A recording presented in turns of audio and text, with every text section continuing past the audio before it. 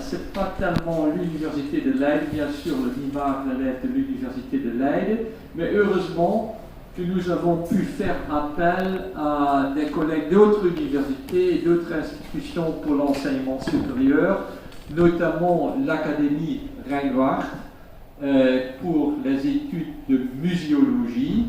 Et donc nous avons deux représentants de l'Académie Rijnwaard, c'est Madame Ikram Zahri et Monsieur Mark Schaap.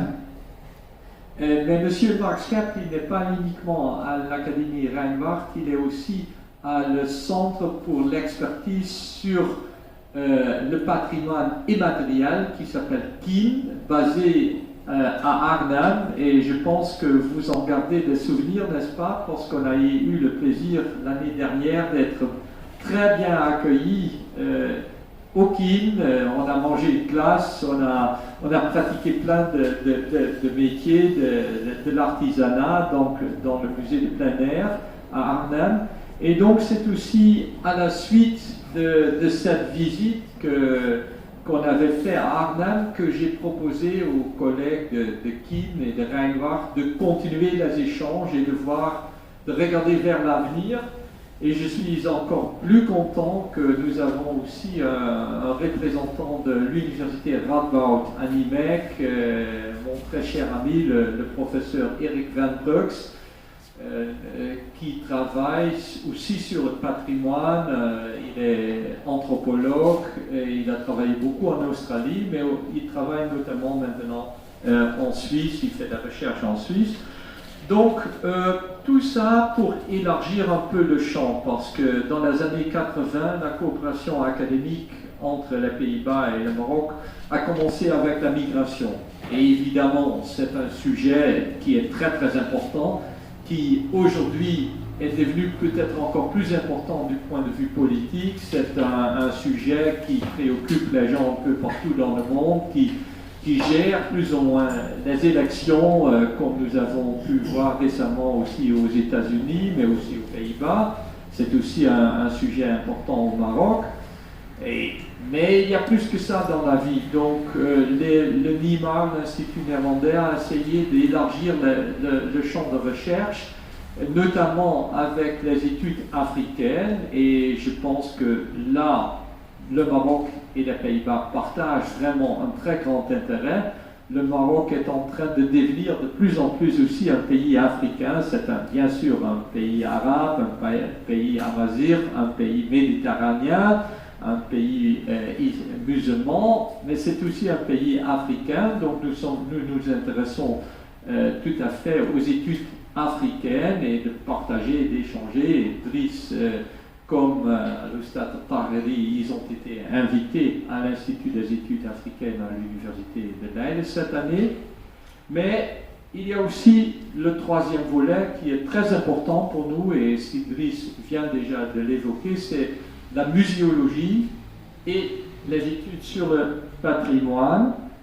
Nous avons fait déjà 2 voyages d'études grâce au soutien du ministère des Affaires étrangères des Pays-Bas pour étudier un peu les politiques patrimoniales et muséologiques aux Pays-Bas l'année passée et cette année. Et comme j'ai dit, à la suite de ces voyages, on a cette rencontre d'aujourd'hui. C'est une rencontre qui est en fait aussi le prolongement d'un séjour à Marrakech, parce qu'en fait, Ikram Zahri et Mark Schaap, ils sont très actifs dans un programme d'échange avec la Fondation nationale des musées.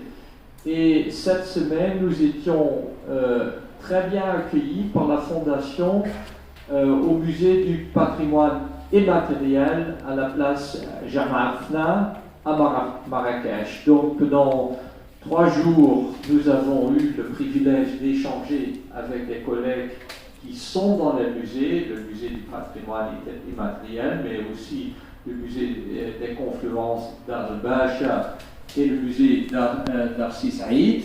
À Marrakech, on a parlé beaucoup des possibilités de travailler ensemble justement sur cette question de patrimoine immatériel et les musées. Et donc l'Académie Rijnwaard et le centre d'expertise KIN, ils ont beaucoup d'expérience aux Pays-Bas, aussi dans les Caraïbes. Ils font des projets à l'étranger, mais nous avons énormément appris justement du Maroc, parce que comme le professeur Al-Ayad vient de le dire, le Maroc est très très actif dans ce domaine. Et bon, on connaît tous déjà le patrimoine immatériel classé par l'UNESCO, comme le moussem de Tam-Tam, comme la danse Kiskiwi, aussi le couscous, très important. Mais je prends aussi un exemple récent.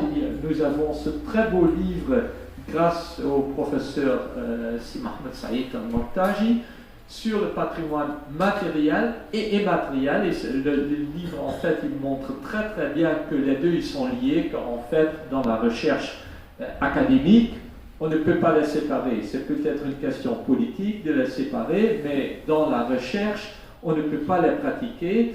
Et c'est grâce au professeur Mortaji que nous avons pu y aller à plusieurs reprises, au moins 3 fois, je crois, avec les étudiants marocains et néerlandais pour partager ce bonheur de la musique de Jajouka.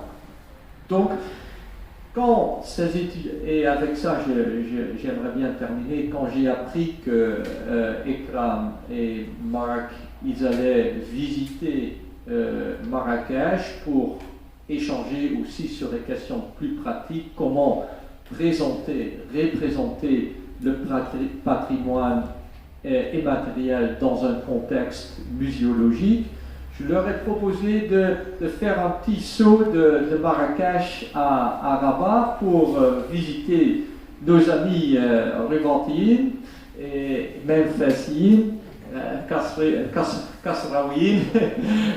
Donc je leur ai proposé de venir à l'université Mohammed V et de travailler avec l'ENSA pour pas uniquement regarder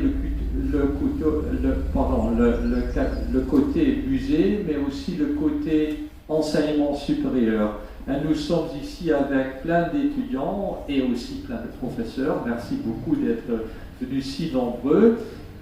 Nous sommes très contents de partager avec vous parce que vous êtes les intellectuels du Maroc, vous êtes engagés dans le débat public sur des questions culturelles, patrimoniales, sur des questions d'identité nationale, et je pense que le Maroc a fait quelque chose de très exceptionnel en inscrivant la diversité dans la Constitution. Je connais très peu de pays qui l'ont fait ainsi, avec des pas très importants.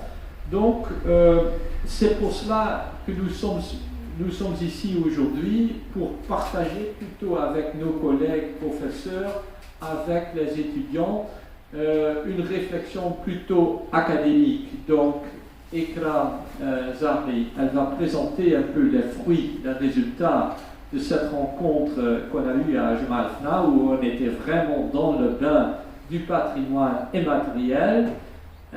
Marc Scherp, il va parler un petit peu plus sur les activités de ce centre d'expertise. Et notre cher ami et collègue Eric Van Brooks, il va parler justement d'un sujet, à mon avis, très pertinent. Il a été à Marrakech l'année dernière, il a vu le Haut Atlas, c'est quelqu'un qui aime la montagne.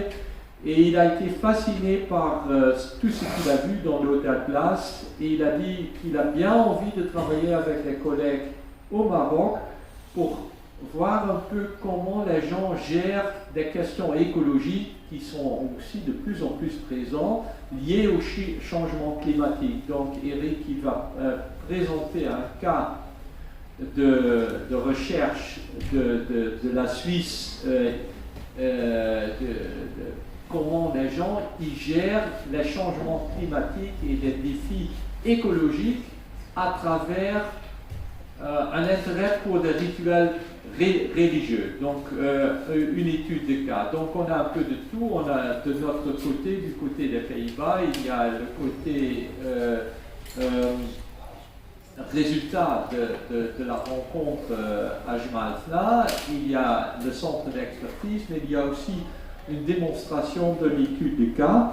Et en plus, nous sommes en présence de deux collègues de Artas, l'école de beaux-arts de Arnhem, qui sont en train de pratiquer l'enseignement, l'éducation à travers les arts liés à cette belle exposition Cobra qui se tient actuellement au musée Mohamed VI ici à Rabat.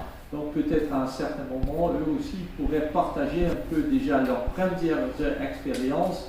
Jasper et Sophie, et en tout cas merci beaucoup d'être venus. Et donc avec ceci, je termine. J'ai essayé de donner un peu le cadre de ce que nous essayons de faire aujourd'hui. Je termine avec un très grand remerciement tout d'abord à Madame la doyenne de la faculté des lettres et des sciences humaines, Madame Leila Mounir, d'avoir eu la générosité et la gentillesse de nous accueillir ici aujourd'hui, à l'Oustad Abdeljalil Bouzouga, le directeur de l'ENSAT, d'être partant aussi, et bien sûr à mon très cher ami, tout d'abord, c'est Mohamed Saïd Al-Mortaji, d'avoir organisé tout ça ici. Barakallahu fik akhouya. Ainsi l'Oustad Driss Alayali pour présenter, et aussi à mes collègues Lala Nour, Racham, Nour Abouda Racham, elle est encore dans la salle. Voilà, merci beaucoup pour tout le soutien pratique, Lala Nour et si Ilyas Defa pour son aide technique. Et je remercie bien sûr tous les collègues qui vont intervenir. ولكن احنا مازال في البداية. كديروا النية دابا إن شاء الله. شكرا بزاف.